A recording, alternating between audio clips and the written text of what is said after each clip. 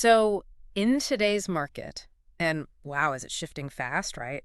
Businesses are figuring out post-lockdown life. There's global stuff, economic uncertainty.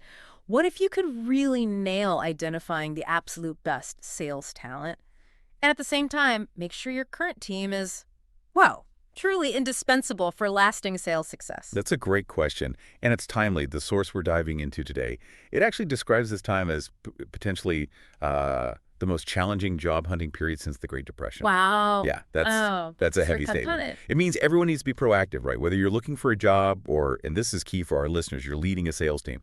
For leaders, it really comes down to that old saying, prevention is better than cure, both when you're trying to hire those top people and when you're, you know, carefully developing the experts you already have. Exactly. And that's why we're taking this deep dive. We're looking at an insightful piece from the Sales Experts Recruitment.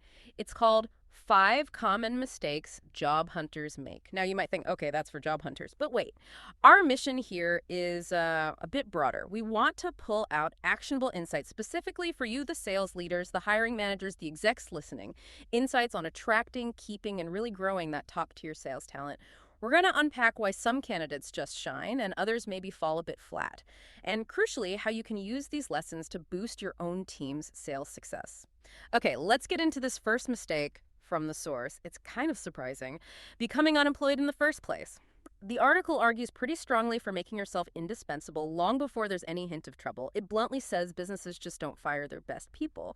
Now, when I hear indispensable for sales, my brain jumps straight to, crushing quota, big numbers. But the source seems to be saying it's more than just that. Can you unpack what makes a sales pro truly indispensable, especially when, say, budgets get tight? What should leaders really look for? That's a really important distinction. The sales experts, they define it beyond just the metrics, though. Obviously, hitting numbers is vital. It's about a consistent pattern, right? Performing at your absolute peak, proactively adding more value than expected, and interestingly, improving your attitude and overall approach. So for leaders, this means looking past just the quota report. It's about spotting and really nurturing those people who consistently go that extra mile. The ones who don't just fix problems, but, see them coming. The ones bringing solutions before things blow up. They contribute to this positive can-do culture. They almost become part of the essential fabric of your sales success because their performance is so consistent, so holistic. They're not just cogs. They're more like architects of your growth. Okay, architects. I like that. And what really grabbed me in this section was the personal upgrade advice. It felt unexpected. The source literally lists things like regular exercise, healthy diet, grooming, refreshing your wardrobe, even dressing for 2 jobs above your current position. And then comes this line, employment is a beauty contest. Whoa. They do clarify, thankfully, it's not about looks, but attractiveness in terms of being healthy, bright, positive, energetic. Still, it's pretty unconventional for sales recruitment advice, isn't it? Is there a risk here of focusing too much on presentation over actual sales skills? How do leaders balance that? What does this attractiveness really mean for sales performance? Yeah, it's a fair question, and it gets to the heart of it. It's not about being superficial. It's about understanding the whole package of a top performer, their presence. As leaders, you're naturally drawn to people who project confidence, who have that vitality. Why? Because those qualities, they directly impact sales interactions. They create a positive vibe in the team. Think about it. A salesperson who seems healthy, positive, energetic, they're just naturally more engaging, right? More resilient when they face rejection, more persuasive because they radiate this sort of inner strength, this composure. Clients notice that, maybe subconsciously, but they feel more comfortable, more confident dealing with someone who presents as, vibrant and put together. Right. So when you're interviewing, look beyond the resume points. Notice the posture, the eye contact, the genuine enthusiasm, that total package. And when you're coaching your team, maybe think about encouraging well-being as part of their professional growth. A team that feels good, honestly, performs better. Better sales outcomes. It's about fostering that self-worth that just shines through. That makes a lot of sense, actually. So moving from being indispensable to actually showing it effectively. Because this next part from the source has some stats that, frankly, made my jaw drop, especially for hiring managers. The sales experts, remember, they're recruiters. They say out of hundreds of CVs or resumes and thousands of LinkedIn profiles they look at weekly, get this, less than 1% stand out. Yeah. Less than 1%. Wow. And a truly great CV, they see maybe 3 or 4 times a year. A year. Yeah. It's an incredibly low number. It feels like a massive disconnect somewhere. It absolutely is. And what's really interesting is why the sales experts say this happens.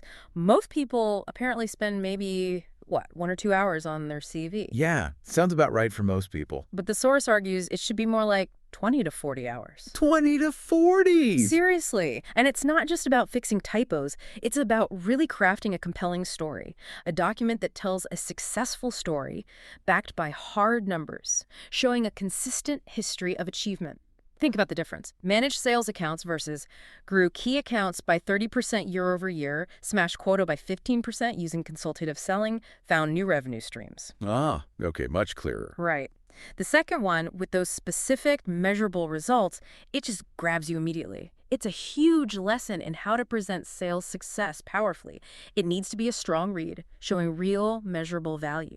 That 20-40 hour thing, though, that's a serious time investment. It makes me wonder how many really great candidates are getting missed just because they didn't put in that kind of effort. Or maybe they didn't even know they were supposed to. It almost feels like this hidden job requirement, you know? So what does this mean for you listening, the sales leader, the hiring manager? How do you read between the lines on applications or in interviews to find that hidden potential? And maybe even more critical, how do you coach your own team to talk about their wins, their measurable successes in that powerful way, not just on paper, but in client meetings, in reviews, talking to leadership? This is where that advice from the source, prepare, rehearse, focus, evaluate, and refine, repeat, becomes so important. And not just for job hunting, it's a core sales skill. Oh. Yeah, it's not just about getting an interview. It's like the DNA of good sales communication. Think about how a top salesperson preps for a big client pitch, right? Research, anticipating objections, structuring the pitch with clear value, hard numbers. That same level of discipline, it applies to talking about your own achievements. So for leaders, you need to build this culture of storytelling with numbers. Right. Get your team tracking and quantifying their wins all the time. Ask them to present successes not just as I closed a deal, but I closed a deal worth X dollars, grew our market share by Y%, and cut the sales cycle by Z days. Teach them to see every interaction, client meetings, team updates as a chance to show their value clearly with measurable impact. Just like a CV's goal is the interview, a pitch's goal is the close. And a close leads to more sales success. That structured prep and tweaking, it's key to moving forward, whether it's moving a sale, a project, or your career. Wow, framing CV prep as a sales skill. That really shifts the perspective, doesn't it? Okay, let's talk networks. The source mentions the 6 degrees of separation and the huge power of connections, especially on LinkedIn. They say for job seekers, ignoring LinkedIn is absolutely one of the biggest mistakes. But this goes beyond just finding a job, surely. It must impact how sales teams find talent and how they're found by talent. Oh, absolutely. And what's cool here is how the sales experts explain the technical side, how talent discovery actually works behind the scenes. Yeah. They point out LinkedIn has this massive back end named LinkedIn Recruiter. Recruiters like them pay thousands of pounds a year for access. Okay. So it's not just a place to connect with old colleagues. It's a serious talent finding engine. And if someone's profile isn't up to date, if it doesn't have clear quantified achievements, if their industry listed is wrong, well, the source says they will not be found. Simply having a profile isn't enough. It has to be optimized so recruiters can actually find you. It's all about being proactively visible online. So for you listening, the leader trying to build that killer sales team, how do you best use LinkedIn's power? How do you find that hidden talent, maybe people who aren't even actively looking? And flipping it, how do you encourage your own team to build strong professional brands on LinkedIn? Brands that make them discoverable, boost their credibility, and ultimately help the company's sales success and maybe even thought leadership. Yeah, if you connect the dots, it's about a big shift. It's moving from salespeople kind of passively chasing opportunities to being proactively chased by employers and recruiters, and potentially being found by clients looking for experts too. That proactive visibility, it's everything today. So for leaders, it means understanding how recruiters use the platform, maybe even using similar strategies yourself. Don't just post jobs and wait. Actively use tools like LinkedIn Recruiter to search for those optimized profiles. And critically, empower your team. Encourage them not just to have a profile, but to have a dynamic one, focused on achievements, showcasing their sales smarts, their quantifiable wins, all aligning with your company's message. This isn't just personal branding, a team full of visible, credible sales pros. That boosts your company's reach, attracts more leads, drives more sales success. It's about building a digital footprint that pulls in both talent and customers. That's a really strategic view of LinkedIn. Okay, so let's recap the key takeaways from our deep dive into the Sales Experts Recruitment Insights. Three big things for sales success. First, how vital it is to foster or hire that truly indispensable, holistically prepared sales pro. The one who adds consistent, proactive value and brings that positive energy. The whole package. Second, the absolute need to master telling your story with hard numbers, articulating measurable achievements, whether on paper, in a pitch, or an internal meeting. Crucial skill. And finally, strategically using the huge power of LinkedIn, both for finding talent and for building strong, visible, professional brands for your whole team. And underpinning all of that, the source really hammers home the importance of expecting success. They point out that employers, recruiters, even the universe, they say, can sort of smell fear, anxiety, and desperation. And that often leads to the very rejection you're dreading. It applies directly to sales, right? A negative mindset, a negative expectation. It can absolutely kill opportunities. So cultivating that positive, success-focused mindset backed up by solid prep and clear value communication is just fundamental for hitting sales targets and getting past objections. Believing in yourself, expecting the best, often helps make it happen. That's a powerful reminder for any leader. And it leaves us with maybe a provocative thought for you, our listener, to chew on. How much untapped sales talent or how many missed sales opportunities are out there right now just because candidates aren't properly showcasing their value, or maybe because leaders aren't looking in the right places or not encouraging their teams to build that essential proactive presence. Yeah, the big message from the sales experts is pretty clear. Prepare now, stay ready.